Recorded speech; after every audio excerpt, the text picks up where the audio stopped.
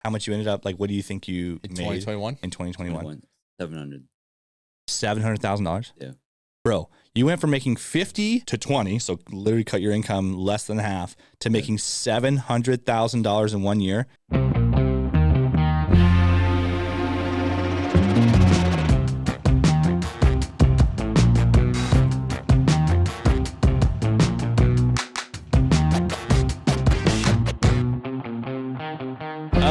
Welcome to the Big D podcast. We got Gem Montero in the studio today, dude. What's up, everybody? So, welcome Gem Montero to the Big D podcast. Sorry, gonna be our second episode. We're pumped to have you, man. Appreciate it. We're super excited to have you. This is actually Lucas's first time on the Big D podcast. He I was on it yesterday. I was just sitting over on the back. I saw you in the back. He's I was peanut gallery. For all you out there that don't know what the Big D podcast is, we want to hear about the big deals, man. We want to hear about that big D that changed your life, changed your paradigm, changed your bank account. So let's start out with Jim. Why don't you introduce yourself? Tell a little bit about your story of how you got into real estate, kind of what you're doing now. You're all clicked up with the TLP boys. Yep. So shout out Templeton. Tell us all about yourself, dude. All right. So my name is Gem Montero, obviously. But yeah, like I grew up in the Philippines there when I was 21. What part of the Philippines, dude? A town called Bulacan. It's like about an hour north of Manila. I've heard crazy things about Manila. Why do you leave the Philippines? So my mom has been here since I was like 2 or 3 years old. Okay. Like, parents separated. You know, like I had an opportunity to go over here. Well, I was kind of a screw up over there. So my dad basically define screw up, because I feel like you probably weren't a screw up. Yeah. Is it like strict standards over there, and by those definitions? Yeah, a little bit, because it's over there. It's like everybody needs to get a degree. Okay. Like a bachelor's degree. Otherwise, you don't have a chance in life. Yeah. Pretty much. Like I was in college in the university, but I was completely not going to school. A couple semesters over there, and I basically just like hanged out when I was like 18. Yeah. Like, my dad basically told me flat out, it's like, you got to go to the States. You were there. Like, don't have a chance here. I feel like everyone over there probably like smokes cigarettes. Do you ever just ripping cigs and not going to class? Is that what it was going down over there? Just like yeah, hanging dude. out. Damn, Fuck dude. yeah, dude. All right, so mom lives here, and dad's probably like, "Hey, dude, you're not handling your shit according to Standards. how it went over there, right?" Yeah. And you're like, "Well, fuck it, I'll go to the States, dude." Yeah, I'm gonna go to States and just figure it out. Did you have dual citizenship?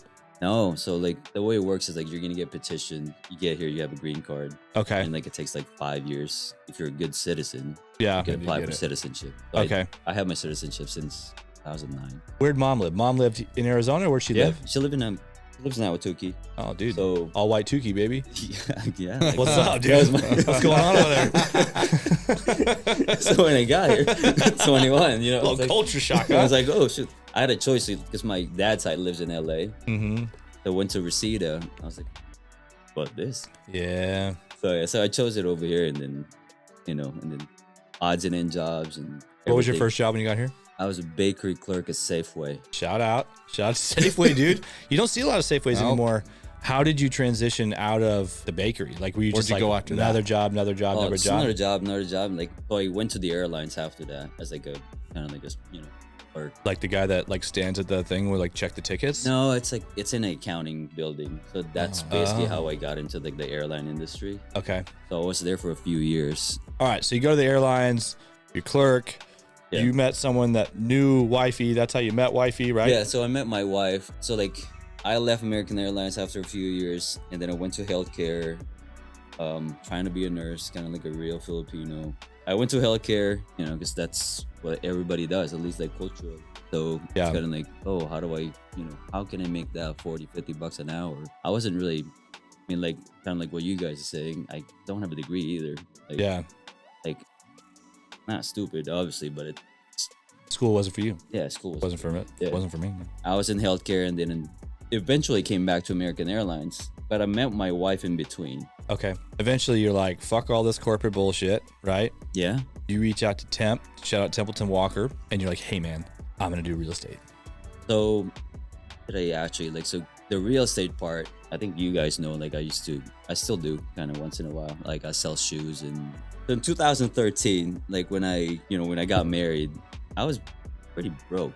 Like I was like making like $600-700 every 2 weeks. But like I was newly married, like I didn't have money, so I was like, shoot, I gotta figure out something. So I started kind of like hustling, like selling eBay stuff, like reselling shoes and stuff. I think I got a Yeezy, bought it for $250 and sold for $5,000, and then I bought my house. What the rip, fuck? dude? That's a rip. Yesterday we were talking about selling dogs. Today we're talking about selling shoes. Yeah, dude. Ramon, he was selling dogs. So you always had. Anytime I hear that's like click, like you had the entrepreneurial mindset from the jump. I've always wanted to be an entrepreneur. Like that's you know, like until reading books and stuff, that's the only way I kind of like figured out like, oh, okay, like. And half of it is just to have the nuts to take the risk, right? If you're only making $600 every 2 weeks and you spend $200 of that on a pair of shoes, dude, that's like more than, I mean, that's probably almost that's like 20% of your take home for the month. You're like, fuck, if this doesn't work, hey, we're eating fucking rice. Like, you know what I'm saying? Like we're eating fucking cheap. Yeah. So beans and tortillas. Just to be able to take that risk, that's what I think separates a lot of the people, like the ones you like hear and you're like, oh, that entrepreneur is like the ones that just have the nuts just to say, fuck it. Let's just go take this shot and see what happens. $200 right now to you, I'm sure is like not quite that big of a deal anymore, but $200 then was probably a lot bigger of a deal. 100%. It's like a little bit of it's a mindset that you kind of have, kind of like not necessarily innate, but it's like appetite for like risk. Appetite for risk for sure. And wifey was on board when you bought the shoes, or you bought them and didn't tell her? No, she was on board. Like, she was like, you know, you use a credit card, and like she knows what I was doing. She's like, worst comes to worst, I'll wear them. We'll be fine. No, I'll never wear them. Like I know how much they are, so it's like so crazy. It's like I know how much they are. It's like I'm never wearing $1,000 shoe. Using that money, like I was like conscious to kind of, I got to put this somewhere. So I ended up needing a house. We ended up buying a house. You know, FHA, low down payment. 2.5%, baby. What year? This was what year now? 2015. 2015, you bought your first house? Yeah. Shit, dude, I was lending, dude. You could have fucking called me. I'd have got you hooked up with a fucking down payment assistance program, dude. We'd have had you coming in with no money, dude. Dude, you could have kept them shoes. I'd have refied you like 3 months later, dude. You'd have cash back out of that bitch and had a nice house, dude. Fuck, should have called me. Speaking of that, and then like a few months later, I started kind of thinking, it's like, how do people like accumulate rentals, or how do people like flip houses? So like I reached out to the lender that I used at that time, and he sent me like 2 things: Bigger Pockets, Rich Dad Poor Dad, and I just like ate that whole thing up. And then the personal development that came with it is just eating that shit up, baby. Stack your cash, go learn, growth. And then when does the introduction to Temp happen? And how do you find Temp? Was it like through Instagram? Yeah, through Instagram. Through the gram, like 2000, I think 2019. That's how we met him. 2019. Yeah. So you meet Temp through Instagram. Temp tells that story. Obviously, there's always 2 sides to every story. Temp's a good storyteller. So I'm always wondering how much of that is like there's probably a little fluff in there. And I'm good with it, dude. I like fluff. I still fluff too. I'm always fluffing. So how'd that story go from your end? I met him. So we were kind of exchanging, messages back and forth. And I was like, I just told him, like, I think he put out something about coaching. Okay. I just mentioned, like, hey, dude, I don't need coaching. I have a little bit of money. What can I do? Yeah. And then he just happened to have, like the next day, it's like, I have a 9 o'clock tomorrow. You want to meet up? I had to work, but I, call out, dude. I didn't call out. I just like showed up late to work. I mean, the reason we kind of like clicked, like even on messaging back and forth, because like essentially the values lined up. Yeah. Like family first. Like that's essentially the main connection there. And I'm sure at that point he was probably almost like kind of ready to scale a little bit, right? Like he was kind of ready to bring somebody on, I think, with his business. So it was almost good timing too. Who was it at that time? Was it him and Miguel, or him and Rod? No, it was before they even did. Oh, really? Yeah, okay. It was even before they started the TLP thing. That's crazy. Like, I honestly think TLP was like really when we started going. That's crazy, because that's like, I mean, where it came from in the last 3 years, we'll call it then. I met Miguel and Rod because I was at the Real Estate Disruptors program. Okay. I met them there, like separately. Okay. So I was kind of like in communication with them, like, hey, I have a deal, help me out here, like analyze this, anything here. Yeah. But like with Temp, it's like completely separate. It's like, like I want to invest, I want to flip. Yeah. Like, how do I get this going? How do we get it popping? And what did he tell you? Yeah, he told me like, okay, I have this deal. He had another deal at Santan Valley. I remember this. It's like, he took me there. I think I had like 30 grand. basically like the only 30 grand I have. Yeah, it was Like, everything.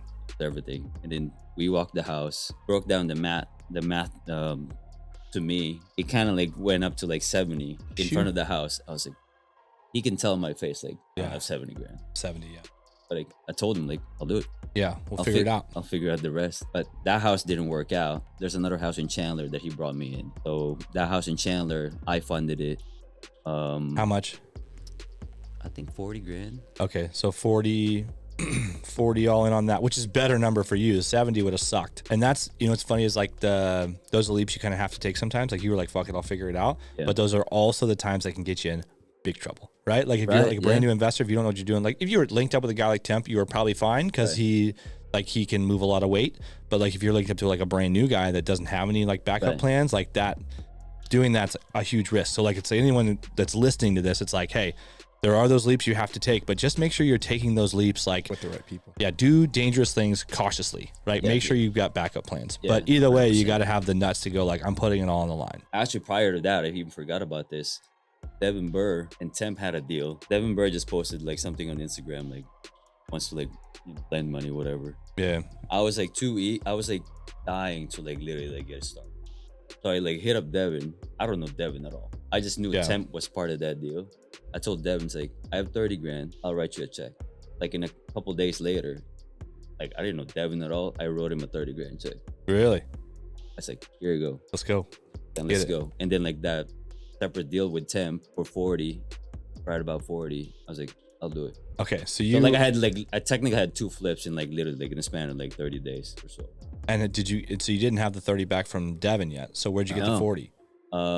That's where your, what do you call this, unfair advantages kick in. So you got to take advantage of that. Yeah. So basically like family. I knew it's not an unfair advantage. It's you had an opportunity and you leveraged it, which is what you should do. Right. So some people don't have it, and some people have more of it. It's just but even then, for the right things too, because some people do it. Yeah. Like, hey, I need some extra money to go buy this car that I shouldn't be buying anyway. My family has some money, and it's like, I'll use that money, and then it's like, hey, what happens when that car loses value and everything like that? Yeah. This is something that's gonna grow. It makes sense to do. Yeah. Not to. We each had family that helped seed this company. That we started. We had $50,000 a piece. Plus, we came with another $50,000 a piece, so like 200 grand, like that. Prior to even getting into those deals, since when I was like starting, kind of like getting educated and stuff, I was already kind of putting it out there. Like at some point, I'm gonna do this. I was kind of like presenting it to like different people. This is what I was kind of thinking. I'm gonna need X amount of money. But like you don't have proof of concept, it's kind of hard to actually basically like. It's a risk for them too. It's a risk for everybody involved. It's a risk for everybody. Yeah. So and then I think I asked my wife, like, can I talk to your parents? I think I pitched them in 2018, 19. Yeah. Like early on, I'm gonna need every single help that you can. Matter if it's financial, watching the girls. Yeah. Like time. Like let's get it. Let's dive in. Just, like I need. Support us. How do you think that conversation went? Like, how do you think it was received, and how did it feel for you? Because, like, dude, I'll tell you, I've been married. It'll be 10 years in November, and like, even if I went and had that conversation now, that would be a very tough conversation to stomach, right? You even have the balls to go do that is one thing, and then to like, you don't know how it's gonna be received. It was tough because I'm presenting a concept that, they probably don't even know. Like it's it's like and you're relatively new at it too, right? Like like I'm completely new. Like your boys watched some podcasts and found a guy online, right? Yeah, started messing on RT and just send it. Hey, I sent my last 30,000. We don't have food now. Hey, dude. So, and I don't get any money back for 3 months minimum. So hey, man, I watched a podcast too. I'm not writing some big ass check. I know. It's like it's pretty. Yeah, it's pretty. It's tough. Like I would admit it. Like if somebody our friends and family like comes up to me like right now. Yeah. I'm not gonna write a $30,000 check unless you have proof of concept. Yeah. Unless you pitch it right or whatever. But it's. So how was it received on their end? Oh, I can't thank them enough. Like were they? To this day, they're amazing. Was her family? Have they done real estate stuff? Have they done construction? Like is her dad like a construction guy? Where it's like he kind of understands like in this market right now, it is slowly crawling, so it makes sense why it's gonna get better. Her dad was a builder back in the day, and like up north in Chino Valley, they kind of understood like a little bit of the schematics. But Yeah. even then, though, it's like. And what I'm trying to track here. What year are we in right now when you're asking for the money? Say 2018? 2018, 2019. Okay, so 2019, a better year than 2020. But better year, because you asked in 2020, answer probably would have been no. Oh, right? Yeah. Why? Pandy hits in March, dude. Oh, Fucking yeah. turmoil. I You know mean, what's gonna happen. 4-6 months, Later, and then next thing you know, later it's just 2020, like, it's like fucking. I would have find all loved the to money give you can. money at that time. Yeah, but beginning of at 2020, that time, risky business. yeah, Yeah, 2018 was was. probably a really good time to do it because the market, the appreciation from now or from then till now is. I mean, the market since 2017 has been a seller's market here. Couple $100,000. When we bought my house in 2017, my wife walked it and FaceTimed me. I was a lender, so she walked it and FaceTimed me. I'm like, fuck it, lock it up. Well, I'll look during the inspection period. So it's been, dude, for 5 years. It's been that way here. Now, even more aggressively so. Yeah, it's crazy now. But yeah, like 2019, so it kind of like pitched that. In early 2020 is where all kind of like I got linked up with Temp and started like funding deals and stuff. What were you doing when the lockdown hit? Like, how many deals did you have? And I think when the lockdown hit, March 2020, I was 2 flips or 3 flips. Did you think you were going broke? No, I was pretty. I saw on the Temp at that time. It's kind of like there's deals coming in, like everything kind of like halted a little bit for like at least a couple weeks. Everything fucking. It's crazy that so much like things like it was like you couldn't go outside. I mean, not necessarily couldn't go outside, but it was like, is this gonna happen? Where literally you're just gonna stay at home. Everyone's gonna stay at home. I remember like going one to the person's bank gonna and walk I out. grabbed a bunch of cash in the bank. Like I didn't know what's gonna happen. I'm like, dude, grocery stores, cash, like all the whole thing. Toilet paper thing still pisses me off, dude. That's like, When I gotta go to like 15 different stores to get a roll of toilet paper, ooh, I was pissed. Dude, you just dropped a mad pun. You didn't realize, dude, the toilet paper pisses you off, dude. That's good, dude. You didn't realize you fucking did it. Yeah, like Filipinos don't use that much toilet paper. So, I mean, like, we weren't really worried about it. Like, you just Babe, you're using too much fucking- again, damn say it. use dude. water and soap. Hey, so God, you're God good. gave me 2 hands, baby. What's up? Just wash the other one. Yeah, dude. I shake with Why my did none right. of my shirts have sleeves on them Yeah, anymore? dude. Where the fuck did all my socks go, dude? So Pandy hits. Yeah. You got 2 flips. You weren't worried at all? No, The week the lockdown hit. I wasn't really worried. I thought I was the show still was going working. I was still working like at middle like, when the pandemic hits. Okay. I So mean, I if was you like, bought it at the right time, right price too, it's like really, are we worried when we buy houses that are? No, not now. I guess mine was my. It was your for first context, one. I bought you my first one didn't from. have another job. Yeah, from he Cody and still Pace. had his other job. Yeah. So it's Yeah, like yeah. there's some differences. I was that, using all my money. Like, Yeah. fucking. So I was like, fuck. It feels different for me. Whatever, dude. Well, it is. fucking- There's a lot of different circumstances too. I'll be the one guy on the island, dude. Fuck it, dude. I'll stand by myself on that island. I don't give a fuck. Obviously, 2020, fucking. Yeah. We all know what happened after that, man. The market goes fucking gangbusters. yeah, it did. So 2020, that was like 2-3 flips in. It's still going. It has like nothing has closed yet. I was like in my head, it's like I have all the knowledge. I have all the people. I have one person like Temp that's like believing in me, and I have family that's like supporting me. Yeah.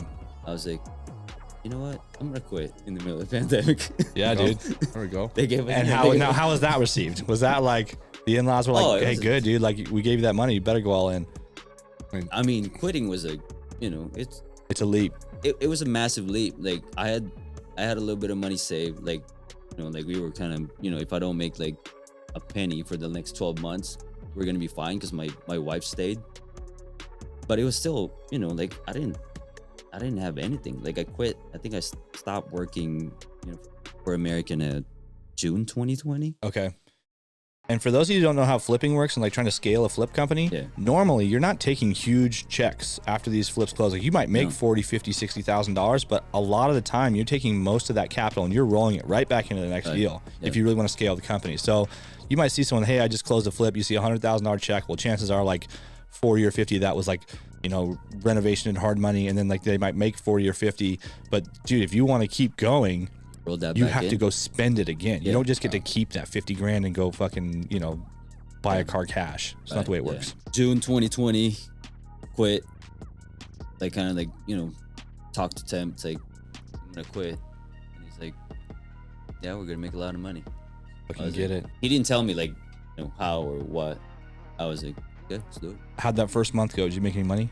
No, July? Did you make any money? No, I don't think so. August? No. Dude, what happened? It's like What I happened? was gonna say, when was that house supposed to sell? The first flip that we had like together was like the Valero one. It's like down the street. And, yeah, it's close to downtown Chandler. I think it netted me. It wasn't much. Like I think 7 Gs, 8 Gs. Okay. After everything. I mean, it's not losing money. It's not losing money, but it wasn't. It wasn't. Oh shoot. Like, life changing. Yeah, especially after 3 months. It's like, dude, you made like fucking $2,000 or $3,000 a month. After that, what biggest thing is like kind of like for me, everybody around me. It's like, okay, this thing works. Yeah. Proof of concept. Proof of concept. Yeah, it works. So would you say that was like? Let's get to the big D now. Would you say that deal there, from like a paradigm perspective, do you think it was a big game changer for you, or you're kind of already like, nah, I had made money before and I'm good, and that was just kind of like something to get me by? Like, was that a pivotal point for you, or was there like another deal that was pivotal? There's another deal that was pivotal. Like in the middle of, I think August 2020, I bought a house in Willow. That was that big one. The big one. Like I bought it really from Zach. I bought it from Zach. Shout out Zach Keeps, baby. Keeps. But yeah, like Zach wouldn't have sold that to me. It doesn't matter if I could have paid it without Temp, obviously. Yeah. It's like they have the relationship, they know each other, and you and Temp partnered on that deal? Yeah, me and him partnered on that deal. But so yeah, that one hits, and I remember talking to you when that hit, and that was when the market was really starting to see. You were starting to see like over offer, like because there was like that's when hedge funds I think were just starting to buy, and there was fucking like no inventory. So how'd that deal go when it came time to sell? That deal actually went way over budget than we thought. Like kind of like every other flip. So how much did you buy it for? So we bought it for $515. Okay. I can't remember now. We were budgeting around 50 maybe. Okay, so 515, 50. So you're what like size house? 5 in. 1,600 square feet. In Phoenix. Willow, yeah. Okay. Phoenix, Willow Historic District. Yeah, 1,600 square feet, 2-bedroom, 2-bath. So that would have been $31 a square foot. Which, knowing what we know now, I could have told you low, too low. Budget was supposed to be 50. What's the all-in budget by the time you're done? 100, double. Yeah. Doubled that shit. And did you hold on? Everything. So now we talked about you borrowed the money, you closed. How many deals did you close between that time? I think it's only one. I kept going though. Did you? So did you? You borrowed the money, and then what about the money that Devin had? Did you get that back, or Devin still had it? I think Devin still had it at that time. I can't remember now, like the exact. Like I think it's going. He still had it at that time. Okay. But I kept going. I keep asking for deals. Like it's. And had you wholesaled any deals for revenue at that point? Okay. So you had your 7 plus your initial investment on that original flip. Yeah. So how much cash did you have total? Out? No, like what'd you have out to be available to put into Willow? Or did you just have to go back and chat again with the family? Yeah, that's what I did. You had to re-up, dude. I just re-up because I was able to give back the 40 that I borrowed from initially in the Chandler deal, and then kind of, hey, I have another deal, need 50, and it's kind of, it's like when it went over budget, it's like another 50. Damn. So. Ooh. And they're like, hey man, make sure this works. Their belief is like really basically like gave me and my wife Cammie. It's like it's amazing. Like I can't. So they just know I was doing something that would eventually pop, and Yeah, I mean 40 out, 40 back in, 50 out, then 100 out. It's like, dude, that's faith. That's blind faith right there. It's like literally it's scaling in a couple months and seeing what happens on 1 or 2 properties. When you bought that property, what did you expect to list the property at with the $50,000 budget? I think 700. Okay, so you bought it 550. So so like 200K spread. You put 50 G's in. That would have made you some decent money. Yeah. And then by the time it came to list, what did you guys actually end up listing it? We ended up listing it at 780. So $80,000 higher than you originally planned on. 30. Yeah. So 30 extra profit out of the. So like you you did raise your budget 50, but then your sales price went up by another net $30,000. Yeah. And then how did the offer process go? Because now we're talking about the market's hot, offers are flooding, right? How many offers do you think you got on that house? I'm trying to remember now. I think 4 or 5 offers. In the first day or? No, I think the first week. Okay. So James, shout out to James. James is the one that actually listed that for us and kind of help us guide through the kind of the quirks of being in a historic neighborhood. Yeah, for sure. Like even with the design, and it got pretty. It's not as hot now Right now, anything in Willow like just felt like hotcakes. But, Really? like back Back then, then it wasn't like it is now. Yeah, like it now wasn't. is the worst, craziest I've ever seen it. It's honestly. wild. And so how do the offers start to come in? Like, are they all coming in at asking? Are they coming in under? They're coming in over. Over. Coming in over like First offer, what was it? Shoot, like honestly can't remember. I think it was like 730. But First you one at 750. But what'd you list at? You said What was 780? your actual list price? 740. Oh, okay. So Okay. 740. Yeah. So you went from budget went over by 50, and you're like, hey, let's raise this list price by 40 grand. So it was like Yeah. technically a net 10k Almost net 10k loss based Yeah. on the budget, but that happens, right? Yeah. So you plan for it, and then so you list at 740. First offer comes in at, List. Then This. make another one like a little bit over. and that makes you feel good. You're like, okay, all right, we got some backbone here. Yeah, We- yeah. We fucking did it. And then the next one comes in over. Yeah, over 750, and then eventually the 780. Jesus. Yeah, So Crazy. 780 is what it closed at. yeah, 780. Closed at 780 They actually just sold it like again. couple They resold months it ago. again? They What'd they resold it like literally within a year. For how What'd they much? sell it at? 890.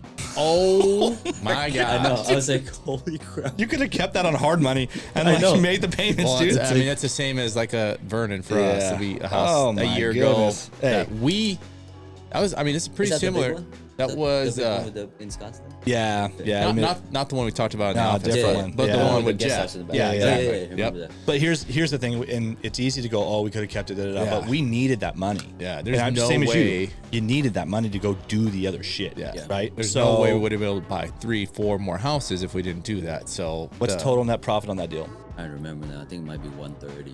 130 G's. Yeah, Started- 130 or like. And what did you guys right expect to make it in the beginning when you first were going to do your 50k budget at 700? I'm guessing like fucking 45, 60, 50. Yeah, 70? 45, 60. something Yeah. like that. Okay. So fucking double. Yeah, it doubled. and that was split 50-50 between you and Tim. Yeah, we split it. I mean, So you like 15, bang, 10. Paid the in-laws back. made 60 G's, Yeah. and now you're back. Now you're like, all right, I got my bankroll, dude. I got Yeah, my fucking I got little a little bit of money. Yeah. little bit of like, can breathe. That actually closed in last year, 2021. Oh wow. So like literally like 2020, I just looked at this like a Profit couple of was. weeks ago. I only made like 13 grand in 2020, like technically, Damn. like in real Hey, estate. shout In out, real- in- shout out in to your real wife estate. then. Yeah, real shout out to estate. wife For, holding, yeah, it, holding it down, down. dude. in real estate. Yeah. You know, it's like literally just like 13 grand in real estate, and then I still have like a little bit of a W2 coming in from my Yeah. severance, but it wasn't much. And then 2021 pops with that, like, So 2021. So big thing really for me is like 2021. So like late 2020, like Temp and I have had a conversation. It's like, Temp, like he's like motivation and everything. It's like I wasn't really doing kind of getting deals, like especially late 2020. He told me one thing, like in one of our conversations, like be the best father, be the best physically, be the best person you are, and everything else will fall into place. And then like another conversation, December 2020, it's like you're gonna make $500,000 next year. and you probably thought he was fucking crazy. Oh, You made 13 grand. that's like Yeah. like my biggest check as in American Airlines was like, my biggest like annual income is like 54, 56. And you're like, yeah, dude, 10 times my income. Good luck, Yeah, dude. you're losing your mind. Yeah. And how much, and you, all right. You want to can you tell everyone how much you ended up, like, what do you think you In made 2021? in 2021? 700. $700,000? Yeah. Bro, you went from making 50 to like probably 20 because your W-2 stuff and the $13,000 you made, right? Mm-hmm. So 50 to 20, so literally cut your income less than half to making $700,000 in 1 year. Yeah. Bro, did you feel like you just like hit the fucking lottery? Like, what'd you But fucking? dude, that's, even up to this day, it's like what I was able to do, like, obviously with everybody's help around me, Yeah, it takes a village. 2021. It's like I would literally have to like smoke crack to actually like screw it up. Yeah. You know what I mean? Like I'm Yeah. not even, like I have to be like really that stupid. To All the actually, like, pieces fell in place. But here's the thing. Here's the difference. Is like it's not like you just like Temp like hit you up on the day like, hey man, come work for me and let's make a bunch No. of money. Like You you took the initiative. did I everything. took the initiative. You Like, took all the risk. I took all the risk. showed like, up. Like it's like I brought as much value as I can. Like there was even a point like, hey man, like the Temp was even telling me this, like you got to get your own deals. Yep. Like I can't just feed it and then you fund it. It doesn't make sense. Yeah, because he and can I fund started himself. getting. I don't know. You guys probably like followed me around that time. Like I started getting really loud in the internet, like social media. Send deals. Basically, like, believing that the same exact thing that Temp was doing. Yeah, why couldn't you do it? But basically, I just like fully believed it. And then that same conversation, like Temp challenged me, "You're gonna make 500,000." This is December 2020. I literally just like, we broke it down. You only need like, two flips a month that closes, or one flip a month that closes. X amount of wholesales maybe. Yeah. And then like a couple traditional deals. And you're gonna end up at like 50 a month. You still have your license, right? I still do. Yeah, so you still do it here and there for family, though. You were saying, right? I still do here and there, yeah. Okay. Like, if you ask me to go to the West Valley, I'll tell you. Like, yeah, we buy a little over there just because our contractors live over there, but we try not to. We'll go to those houses like once or twice and we won't go back. Yeah. Dude, so when we first started this podcast, I thought it'd be so cool if we had like you ever been to a club and they have like the big like the fucking, and then like we wanted to have like fucking confetti bombs, dude. $700K that would from been going off 50 to fucking 20 to fucking $700,000. I mean, that is a fucking, talk about the American dream. Talk about fucking dude, full, it's like, I'm not full even, circle. As long as you take that and figure out like not just go and blow it and spend it. And you didn't buy a Ferrari? Yeah. No, I didn't. What's up, dog? I bought a car. Hey, we did too, dude. Yeah, dude. But it's like really, it's really that belief that like when Temp challenged me, you're gonna make $500,000 from literally making 50, like 500. Like no, it's fucking wild. Dude. That's why. And then I just told him like, okay, like. And I started like believing in myself, like, yeah, well, I can do that. We go to these meetups and different things, and people want to make that money. People would love to flip these houses, would love to wholesale, would love to do this. But guess what? That's all they'd love to do. That's all they keep saying they want to do, but they don't do it. They don't so take the they action. just they don't literally keep talking about it and keep talking about it. Like, what am I doing wrong? It's like, well, you're not doing it. You haven't like, done anything. That's what it is. Like, if you actually really want to do this, and you're gonna not necessarily throw all the eggs in one basket, but you do have to put some eggs in that basket. And you got to leap to a certain extent. Go buy that first house. Go get that first house under contract and fucking figure it out. There's enough people that can help you out. If you do find something that's a deal, like you can reach out and people and say, I'm not trying to sell this. I'm thinking about flip for myself. Like just be upfront with it.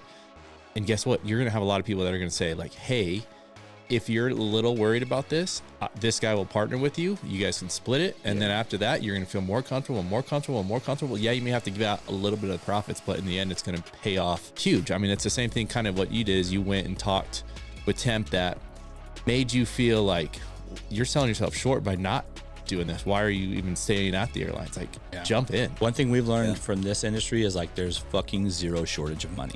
If you've got a good deal and you're willing to work, there is money, dude. You can find it anywhere. Like it's crazy. There's money out there, and then like don't be afraid in having that conversation. Like I said, like the more confident you are, friends and family. Yeah. No, like as long as you're bringing something to the table. Bring it to the table. Make sure you're backed. Make sure you have somebody that knows what the fuck they're doing, kind of on your side. Even if you don't know anything, like in the very beginning, I would still have that conversation because like at some point. Like you gotta have the money ready. You're gonna need to have that money ready to put out there if something pops because of the market right now. So it's better to be kind of ready to make a move if you're actually willing to make that move. Be ready for it because it's gonna happen. It's just you gotta kind of get with the right people. Some would say the biggest. Hey, hold on real quick. What's 2022? What did Temp tell you this year? What's the goal for 2022? So I mean, you guys are aware, like. Temp and I own 9 Summers. We're highly focused on like high-end luxury flips. High-end luxury flips. I mean, I'm not gonna turn down like a $300,000 flip. Yeah, that's a really good deal. Yeah. But our focus is like literally high-end stuff. It's the same amount of headache that we go. Yeah. Yep. So, like, for bigger profits, for bigger margins. And then right now we're at March 3rd. We're lined up. Like I don't need. Whatever we have right now, so we don't technically need to load up and stuff. So, but hey, send us your deals. Yeah, hey, anything you don't need, dude. You know we're still gonna load up, obviously, but it's love it. Our thing is like really, we don't want to make 5 million, 10 million just to say we made 10 million.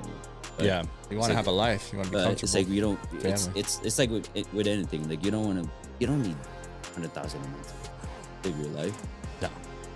Check your bills and everything. You probably only really need like 5 G's a month. Yeah. Living good. Yeah. there's nothing to chase out there. It's like, this is, you got to be true to like really what you really need and what your life is. And yeah, those kids are only little once, man. Oh, 100%. They don't get little. There'll always be more deals. But yeah, so that's our focus, and yeah, it's gonna be a great year. Cool, dude. See what happens. Well, we're fucking pumped. Dude, we'll just have to do like a revisit podcast in 2023 and fucking see how everything went, dude. So we'll see you next year, dude. Hey, we'll see you next year. Do a Sweet 9 dating podcast. Yeah, dude, we'll do the Sweet 9 dating podcast, dude. So, man, we appreciate you coming on, Gem. Second episode. This will be released probably sometime in April. Hey, if you watched this, you liked it, like and subscribe. Go down in the comments. Tell Gem how good looking he is. I don't know, whatever you want to do. Don't hit on him. His wife's going to see this too. But also do hit on him, you know? Comment, like, subscribe, share the podcast. We appreciate you. We'll see you next time. Big D. We're out. Boys. Adios.